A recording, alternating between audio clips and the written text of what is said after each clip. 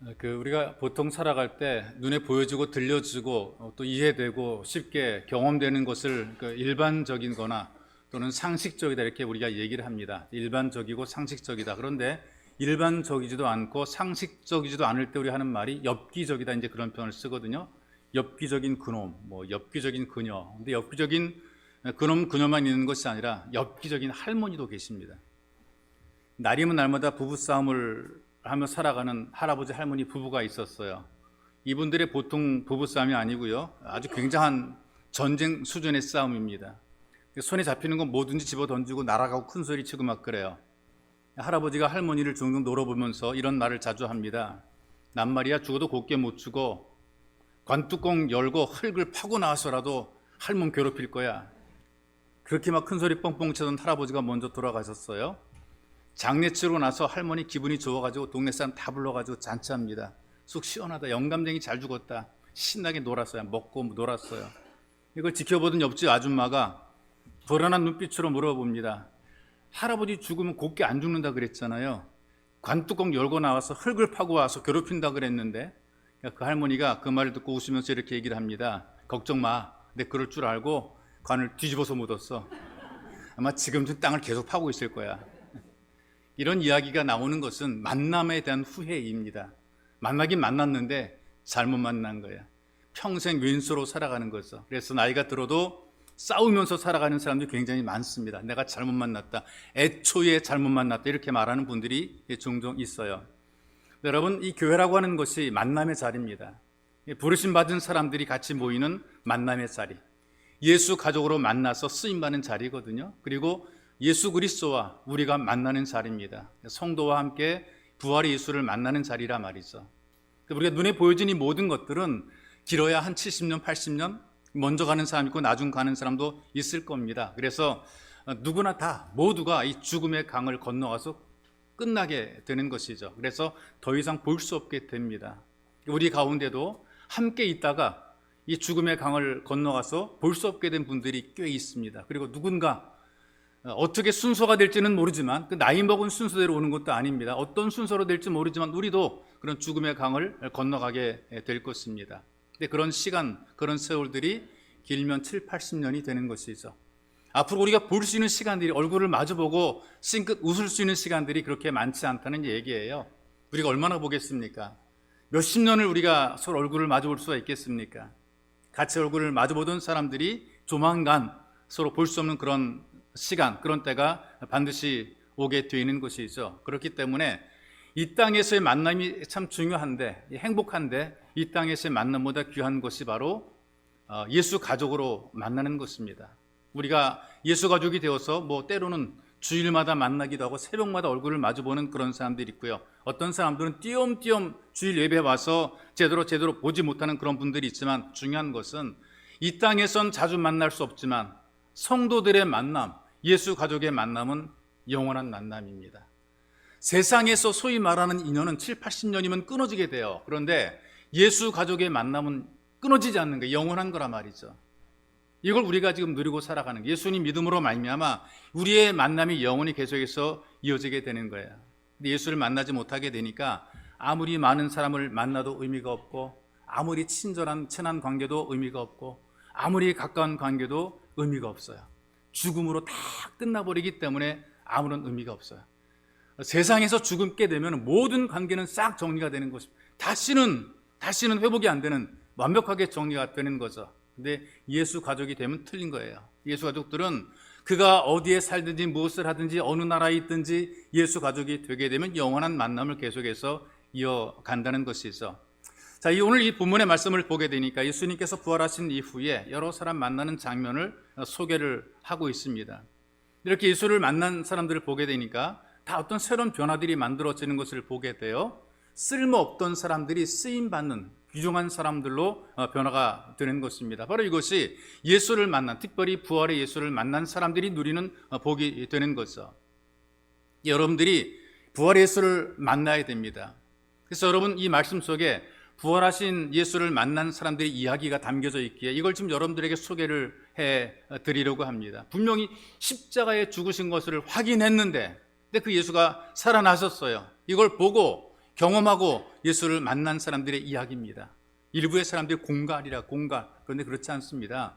공갈을 목숨 걸고 증언하는 사람은 없단 말이죠. 목격자니까, 봤으니까, 확실하니까 목숨을 걸고 예수의 부활을 전한 거란 말이죠.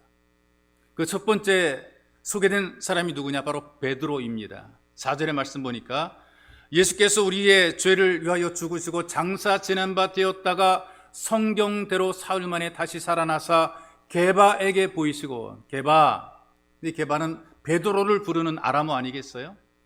영화 가운데 패션 오브 크라이스트라고 하는 영화에 있어요. 거기 보게 되니까 예수께서 베드로를 부르실 때에 게바 하고 부르셨단 말이에요. 게바. 원래 베드로의 이름이 시몬입니다. 예수를 따르기 전에 어부일 때에 그때 부르던 이름이란 말이죠. 이 시몬을 제자로 부르시면서 예수님께서 게바 너는 베드로라 이런 이름을 주었어요. 반석이라 그런 의미가 있죠.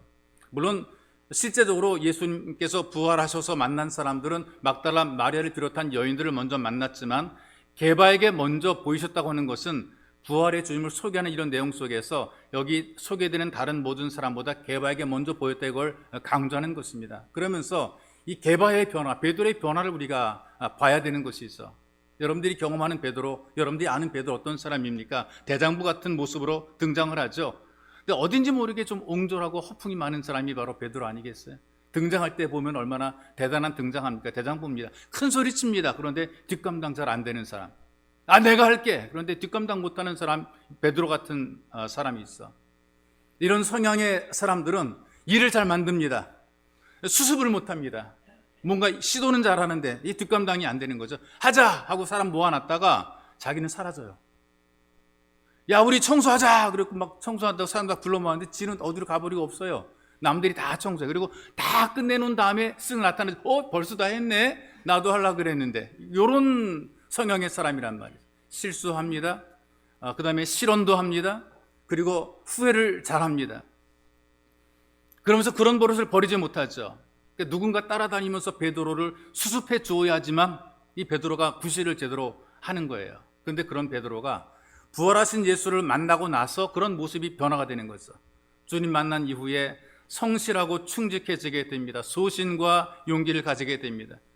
예수의 부활을 전할 때 얼마나 확실하게 힘있게 이 부활의 예수를 전했는지 한 번의 설교에 3,000명이 회개하면서 예수를 믿기로 작정하고 돌아오는 것이란 말이죠. 예수님 승천하신 이후에 남겨진 제자들과 함께 담대하게 복음을 전했어요.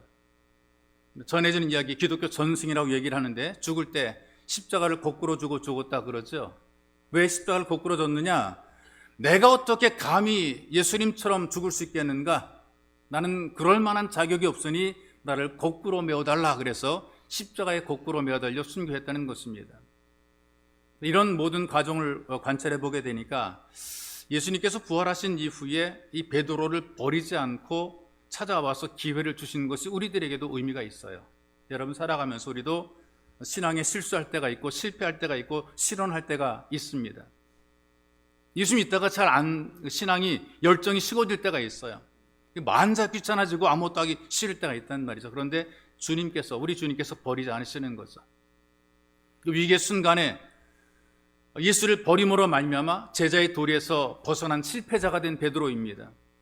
또 그것만으로 끝나는 것이 아니라 다른 사람도 꼬셔가지고 삶을 포기하게 만들어서 우리 여기 있다가 잘못하면 다 망할 테니까 우리 다 나가가지고 우리 고향 내려가서 물고기나 잡자. 사람들 제자들 끌어다가 갈릴리로 가서 물고기 잡는 거죠. 주님도 안 계신데 우리 고기나 잡아먹고 살아야지. 이런 베드로를 예수님께서 찾아오신 것입니다. 그리고 사랑하느냐 물으시고 내양을 치라 부탁하시면서 이 베드로에게 신뢰를 보내준 거죠. 그래서 부활의 예수를 만난 이후로 죽도록 충성하는 제자의 도리를 다한 것입니다.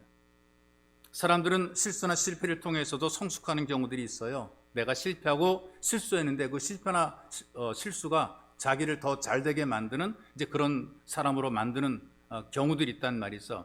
이런 사람 소개합니다. 직업을 12번 더 바꾼 사람이거든요. 하는 일마다 실패했어요. 주위로부터 어떤 평가를 받느냐? 별 볼 일 없는 사람. 이렇게 무시와 멸시를 받았습니다.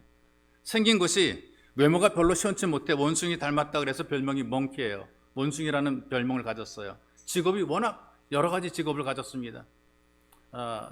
돈 좀 벌어보기 위해서 배를 탔어요. 소위 말하는 뱃일을 했습니다. 근데 그것도 잘 안 돼서 또 농사도 지어봤습니다. 또 그것도 하다 말고 노동자가 돼봤습니다. 그러니까 흔히 말하는 잡일을 한 거죠. 그리고 장사도 해봤습니다. 이것저것 다 해보다가 에라 모르겠다. 군대나 들어가자 그래서 군인이 됐습니다. 제대한 이후에 뭐 할까 하다가 우체국 직원이 됐어요. 그러다가 법률사무소 직원이 되어서 뒤늦게 공부를 시작한 것이죠. 공부를 해야 되겠구나 깨달은 겁니다. 여러 번 낙방하다가 겨우겨우 변호사 합격했어요. 그러더니 이 사람이 국회의원이 됩니다. 마침내 대통령이 되죠. 바로 링컨입니다. 여러 번 실패했지만 부활의 주를 만난 겁니다. 예수를 만나니까 실패를 많이 했음에도 불구하고 확실하게 예수를 만나니까 다시 일어서게 된 것이죠. 바로 이 베드로도 동일한 겁니다. 부활하신 예수를 만난 이후에 변신을 거듭했어요. 실패를 통해서 그는 계속해서 성장했고 자기의 사명을 발견한 것이죠. 내가 어떻게 살아야 되며 내가 무엇을 해야 되는가 깨닫게 된 것입니다. 여러분, 이 땅에 살아가면서 내가 무엇을 하며 살 것인가 사명을 발견하는 것이 너무나 중요합니다.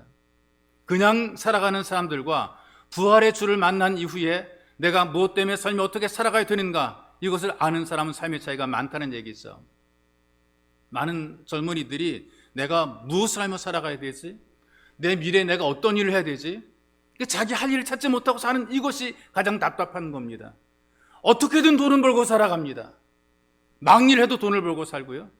소위 말하는 알바를 해도 돈을 벌고 살아가는데 내가 평생 어떻게 살아가야 되지? 살기는 사는데 무엇 때문에 살며 어디로 가는지 모르고 살아가는 거죠. 그런데 부활의 예수를 만나게 되니까 달라지게 되는 거예요. 목적 있는 삶을 살게 되는 거예요. 어디에서 와서 무엇 때문에 살며 어디로 가는지 알고 살아간다는 것입니다. 나는 하나님께로부터 와서 하나님이 내게 준 사명을 위해 살다가 하나님께로 돌아간다. 이게 인생이다. 이걸 알고 살아가는 것이 있어. 여러분도 베드로가 만난 부활의 예수를 만나서 사명을 가지고 살아가시기를 주님의 이름으로 축복합니다. 또 두 번째 이 만난 사람들을 보니까 12제자를 만났다 그랬어요. 부활하신 이후에 게바에게 보이시고 12제자에게 보이셨다 그랬거든요. 여러분, 제자들도 그 예수님께서 고난당하는 현장에서, 고난당하는 과정에서 굉장히 부끄러운 모습을 보였거든요. 사람들이 다 그래요. 대단하고 잘 믿는 것처럼 보이는데 언제 드러나게 되느냐? 위기 때에 드러나게 돼요. 어려운 일이 있을 때에 진짜가 드러나게 돼요. 힘든 일이 있을 때에 누가 진짜인가 이 진짜가 드러나게 되어 있단 말이죠. 평상시에는 모르게 되는데 뭔가 문제가 생겨 어려운 일이 있을 때에 다 등 돌리고 빠져나가는 사람들이 태반이더라 그 말이에요. 예수님께서 힘있고 능력을 행할 때는 다 들러붙어 있다가 십자가에 달려 돌아가시기 위해서 고난받을 때는 다 등 돌리고 도망가 버리는 사람들이 제자였단 말이죠. 오죽하면 이 가룟 유다 같은 사람은 은 30에 예수를 팔았어요. 그리고 양심에 가책받고 스스로 목을 메어서 자살했죠. 곱게 죽지 못했습니다. 나무가 상한 나무인지 아니면 끈이 썩은 줄인지 떨어져서 배가 터져 불행한 죽음을 죽었다라고 성경이 보여주고 있더라고요. 이 도마라고 하는 제자는 눈에 보이는 것 아니면 안 믿는다 그랬어요. 다른 제자는 다 도망가 숨어버리고 말았어요.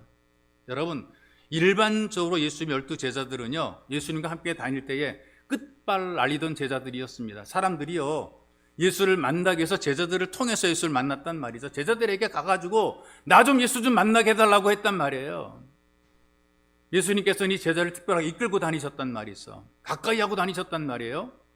12제자도 보통 제자는 아니란 말이에요. 주님 따르려고 가족을 버렸습니다. 직업도 버렸습니다. 그리고 예수를 따랐으니 이 사람들이 보통 사람들은 아니죠. 한번 한다 많은 사람들 아니겠어요? 한번 한다 하니까 다 버리고 예수를 따르는 거예요.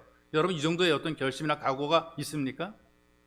따라오라 그럴 때 다 버리고 주를 따를 만한 그런 각오, 그런 작정, 그런 헌신이 된 사람이 있느냐 그 말이죠.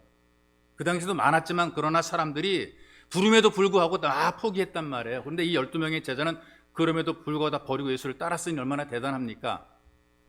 근데 이 사람들은 또 포기도 쉽게 해버리고 맙니다. 한 번 실패하니까 그것으로 끝난 것처럼 절망해버리고 말았어요. 그래서 예수께서는 부활하신 이후에 제자들에게 나타나서 먼저 만나 주신 것이죠. 명색이 제자니까. 명색이 그래도 예수의 제자인데 이 부활의 예수님께서 제자를 버리지 않고 격려해 주신 것이죠. 여러분, 우리 이 땅에 살다 보면 이렇게 명색이란 말을 종종 쓰게 되는데요. 명색이 그리스도인이라고 하게 되면 다른 사람들이 우리를 바라볼 때에 더 나은 기준을 가지고 바라보는 것 아십니까? 교회를 다닌다, 명색이 교인이라 그럴 때에 좀 자기보다 나은 기준을 가지고 우리를 바라보는 거란 말이에요. 명색이 중요하거든요. 명색이 집사이기 때문에 나오기 싫은데, 솔직히 나오기 싫은데 나와서 봉사하고 기도하다 은혜 받는 거죠. 실제는 싫은데 마음은 안 된대. 그런데 명색이 집사니까 안 할 수 없어 나오는 거란 말이죠. 명색이 세례 교인이기 때문에 세상 속에서 어릴 때에 조심하는 거예요. 명색이 굉장히 중요한 거죠. 세상에서는 부족하면 그냥 버리려고 그러고 잘라버리고 막 그러는데, 아마 세상 같았으면 배신자라고 낙인 찍혀서 버림받고 퇴출 당했을 겁니다. 그런데 예수님께서는 명색이 제자인 그들을 결코 버리지 않고 그들을 다시 받아준 겁니다. 부끄러운 거 덮어주시고 그들을 찾아오시고 용기를 주시고, 그래서 부활의 예수를 만난 이후에 그들 모두가 다 변하게 된 것입니다. 죽음은 죽으리라 각오하고 부활의 예수 그리스도를 사방에 전한 것이죠. 이런 과정을 통해 우리가 배우는 중요한 교훈이 이것입니다. 나는 부족해도 예수는 절대로 나를 버리지 않는다. 예수는 나를 버리지 않는데 내가 주를 떠나는 거예요. 스스로 자기가 주님을 떠나는 거예요.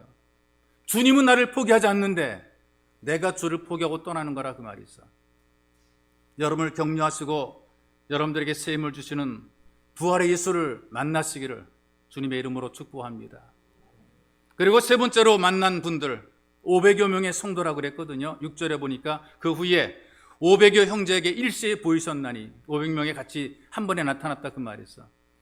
이들을 만나준 것도 그 위로와 격려하고 이들을 만난 500여 명의 사람들이 새롭게 변화가 되는데, 누군지는 구체적으로 알 수 없습니다. 그런데 12 제자처럼 드러나진 않았지만 예수님의 사역을 도우며 나름대로 자기 삶 현장에서 최선을 다했던 사람, 따라다니는 제자가 아니지만 현장에 있었던 제자들이라고 볼 수가 있겠죠.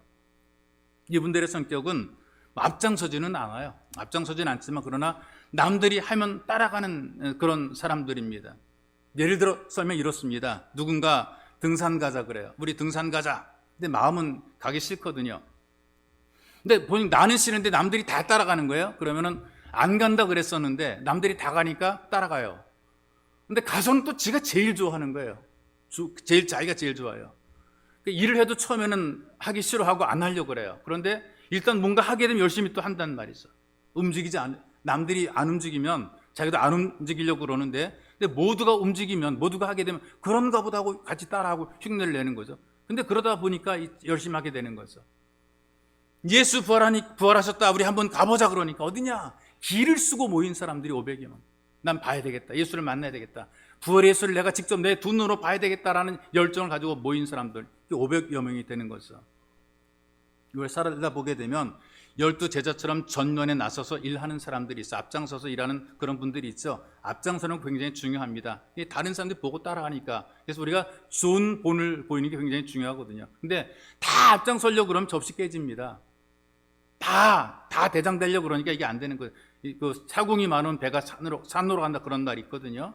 따라 앞장설 사람들, 본이 되는 신실한 사람도 앞장서야 됩니다. 드러나기 예수를 따랐던 사람들은 12명이었고 드러나지 않게 예수를 따랐던 사람들은 500여 명이 있어. 이분도 중요한 분들이에요. 대부분 뒤에서 말없이 섬기고 봉사했던 사람들이 있어. 이 땅에 목소리 큰 사람, 앞장선 사람만, 잘난 사람만 있는 것이 아니란 말이죠. 더 많은 사람, 드러나거나 보여지는 사람보다 더 많은 사람들이 각자 삶의 자리에서 자기 역할을 하며 성실하게 살아가는 겁니다. 바로 이 500여 명의 성도들이 바로 그런 사람이거든요. 예수님께서 사역하실 때에, 그리고 예수께서 고난의 길을 가실 때에 묵묵하게 그 자리를 지키고 뒤를 따랐던 사람들입니다. 이런 사람들 가운데는 소심하긴 한데 성실한 분들이 꽤 많습니다. 예수님께서 그들을 기억해 준 거죠. 부활한 이후에 만나 준 겁니다. 우리들 가운데서도 마음이 약하거나 능력이 부족하다고 생각이 되어서 좀 뒤에서 주춤거리고 소신 없이 살아가는 그런 분들이 있고, 좀 소심한 상태로 살아가죠. 뭔가 주눅들어 인생을 살고 잘 나서지 못하고 쭈삣쭈삣하고, 근데 부활의 예수를 만나면 달라지게 돼 있어요. 나는 부족해도 주님이 힘을 주시니까 담대해지게 됩니다. 나는 소심하고 나는 뭔가 자신 없고 나는 많이 부족한데 부활의 예수를 만나니까 사람이 달라지게 되는 거예요.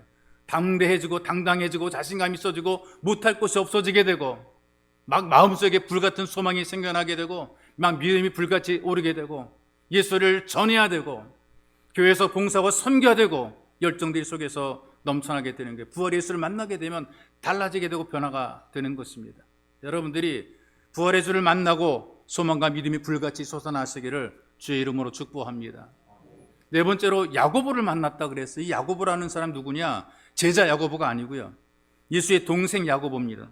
4명의 동생들이 있었단 말이죠. 근데 동생들이 하나같이 예수님 생전에 십자가에 돌아가시 그 전에, 부활하기 그 전에 예수를 믿어주지를 않았어요. 예수를 안 믿어줬단 말이죠. 요한복음 7장 5절 이하에 보니까 이렇게 얘기를 합니다. 형제들도 예수를 믿지 않았다. 예수님이 미쳤다 그랬어요. 미쳤다 그래서 어떻게 했냐? 잡으러 다녔다 그래. 잡으러 다녔다. 예수님이 설교를 하시고 계시는데 동생들이 예수를 잡으러 왔어요. 왜? 미쳤는 줄 알고 집으로 데려가려고 그렇게 왔단 말이죠. 야고보도 형님인 예수께서 미쳤다 생각해서 잡으려고 다녔던 동생 중에 한 명이에요. 최후의 만찬 때에 있었던 어떤 사건에 대한 그 기록을 보게 되니까 12제자 말고 야고보, 동생 야고보도 거기에 있었다 이렇게 전승에 전해져 내려옵니다. 근데 거기에서 예수님께서 나는 죽을 것이다. 3일 만에 다시 살아나게 될 거다. 그러면서 포도주를 나눠줬어요. 내 피니까 나를 기념하라. 제자들에게 돌리면서 마지막 동생 야고보에게 잔을 줍니다. 야고보가 포도주 잔을 받아가지고 집어 던지면서 바깥으로 뛰쳐나갔다는 거죠. 야고보 화난 이유가 있는 거예요. 형님은 그 좋은 언변에 그 능력에 기적을 향하는 재주를 가지고도 얼마든지 출세할 수 있는데 왜 자꾸만 죽는다고 하시는가? 난 도무지 이해할 수 없다는 거예요. 너무나 속상해서, 너무나 화가 나서 포도주 잔을 집어 던지고 나가버렸다는 것이 있어. 야고보 같은 성격은요, 결과를 굉장히 중요하게 생각합니다. 예를 들면 이렇습니다. 산에 올라가자 그러면요, 올라갔다 내려올 건 뭐하러 올라가냐? 다 내려올 건데 뭐하러 가? 그래도 할 수 없이 다 가니까 따라가요. 산 입구까지 가게 되면 자기는 안 올라오고 어디로 내려오는지 거기를 얘기해 달라는데 그걸 가서 기다릴 테니까. 이런 분들이 꼭 있단 말이죠. 비가 와도 안 뛰는 분들이 있죠. 왜? 아무리 뛰어도 다 젖을 텐데 뛰어서 뭐하나? 안 뛴단 말이죠. 내가 원하는 결과가 있는데 이 결과를 빗나가게 되면 전혀 움직이지 않으려고, 자기가 원하는 어떤 그 코스를 정해놓고 움직이는 그런 성향의 사람들입니다. 야고보 입장에서 이런 것이거든요. 형님인 예수께서 마음만 먹으면 얼마든지 위대한 일 할 수가 있고 로마도 무서워할 정도로 대단한 인물이 되어 있고 기적도 행하고 죽은 사람도 살려내는데 왜 그 형님이 자꾸만 죽는다 그러냐, 열받는다 그래서 화가 났다는 거죠. 예수님께 돌아가시고 부활하셔서 야고보에게 나타나셨어요. 그리고 육신의 동생 야고보에게 이렇게 물으십니다. 이제는 네가 나를 믿느냐? 야고보가 한 말이, 야고보서에도 기록이 되어 있지만, 주여 이 개만도 못한 종을 왜 이리 사랑하시나이까? 야고보서를 보게 되면 야고보가, 그 예수님 동생 야고보가 기록한 것인데 거기 예수를 형님이라고 하지 않고 주님이라고 기록을 했단 말이에요. 부활의 주를 만나고 난 이후에 형님이 아니라 하나님의 아들 주님으로 믿고 그의 제자가 된 것이 있어. 그 후에 예루살렘 교회 감독이 되고 야고보서를 남긴 것입니다. 부활의 예수를 만나면 누구든지 변하게 되어 있습니다. 머리로 계산만 하고 앉아있던 분들도 부활의 예수를 만나게 되니까 헌신적으로 변화가 되어 있어요. 예수를 만나게 되면 누구나 변화가 가능합니다. 여러분도 부활의 예수를 만나고 헌신적으로 변화가 되시기를 주님의 이름으로 축복합니다. 5번째로 바울을 만나 주었다라고 바울이 소개를 합니다. 바울은 자기를 소개하면서 만삭되지 못해서 난자라 이렇게 표현합니다. 만삭되지 못했다. 그러니까 자기는 아직 좀 덜 채워져 나온 사람, 소위 말하면 덜 떨어진 사람, 좀 부족한 인간이라 그런 의미를 가지고 있거든요. 그런데 실제로 누구보다 중요한 역할을 했죠. 외적으로 보게 되면 그는 상당히 볼품이 없었다라고 역사가들이 기록을 합니다. 키가 작은 사람이었습니다. 요즘에 키 큰 거 좋아하는데 이 바울은 키가 작은 사람이었어요. 머리는 빛나리로 밀었습니다. 쫙 밀어버렸어요. 시력은 좋지 않아서 검은 돋보기를 썼다 그래요. 그리고 또 성격도 포악한 사람입니다. 거기다 야망도 큰 사람이 있어. 바리새인 사회에서 두각을 나타내기 위해서 그리스도인들을 핍박하는 걸 주도하는 겁니다. 주목을 받기 위해서. 봐라, 내가 지금 이렇게 충성된 일을 하고 있다는 것을 사람들에게 증명해 보이기 위해서 예수 믿는 사람을 잡아가는 일에 앞장서 주도하는 거죠. 그러다가 부활의 예수를 만나게 된 거예요. 극적으로 인생에 반전이 만들어지게 된 거죠. 철두철미한 예수의 사람으로 변화가 된 것입니다. 죽을 때까지 오직 예수만을 위해서 살아가는 삶을 산 것이죠. 성격이 상당히 강직한 사람입니다.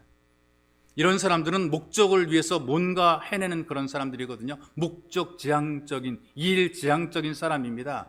산을 오르락 내리락 하는 게 힘들잖아요. 케이블카 만들어서 산 봉우리와 봉우리를 연결해요. 그리고 봉우리와 봉우리 사이에 다리를 놓죠. 출렁다리 놓죠. 그런 다리를 놓을 사람이란 말이죠. 뭔가 저돌적으로 목적을 향해 일을 추진해 나가는 그런 사람이죠.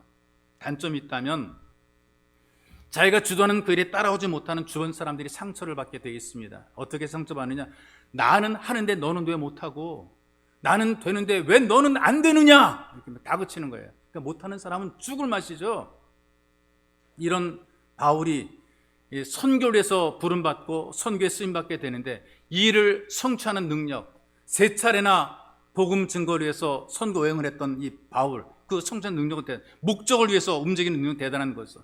이런 적극적인 태도를 가지고 이 복음 전하는 선교사적인 전도자로서의 역할을 감당한 것입니다. 하나님께서는 각 사람의 특성에 따라서 그들을 요소요소에 필요한 곳에서 쓰시는 모습을 목격을 하게 돼요. 중요한 것은 부활의 예수를 만나니까 모두가 변화가 되어서 주님의 손에 붙잡힌 바 되어서 주님께 쓰임받았다는 사실입니다. 이 부활의 예수를 만나게 되면 나를 변화시키고 복음을 전하는 능력들을 가지고 살게 되는 것이죠. 그래서 제자들과 모든 사람들이 부활의 예수를 만나면서 신앙이 막연한 신앙이 아니라 구체적으로 변하는 거예요. 나는 봤다, 느꼈다, 경험했다, 받았다. 구체적인 뭐가 있는 거예요. 받은 은사가 있는 게 은혜가 있는 거란 말이죠. 이걸 가지고 예수를 믿으니까 자신 있고 담대해지게 된 거죠. 예수님께서 부활하신 이후에 제자들과 모든 사람을 만나 주었어요. 그 부활의 주님께서 지금, 바로 지금 우리를 만나 주고 계시는 것입니다. 예배자의 자리에서 예수께서, 부활의 주님께서 우리를 만나 주시고 우리를 변화시켜 주시는 것입니다. 여러분들이 부활주일날 부활의 예수를 만남으로 변화된 삶 살아가시기를 주님의 이름으로 축복합니다. 살아계신 주님, 우리는 모두 약점 많고 부족한 사람들입니다. 성격적으로 모가 나기도 하며 육체적으로 약하기도 하고 조건도 모자란 사람들입니다. 뭔가 누군가에게 보여줄 만한 능력도 힘도 권력도 없습니다. 자신 있는 것들이 아무것도 없습니다. 그러나 우리 모두가 부활의 예수를 만나서 귀하게 쓰임받는 삶이 될 수 있도록 우리를 각자의 삶 현장에서 사용하여 주시고 부활의 예수를 통해서 우리 인생과 삶이 놀랍게 변화가 되도록 우리 인도해 주옵소서. 보배로우신 예수님의 이름으로 기도하옵나이다. 아멘.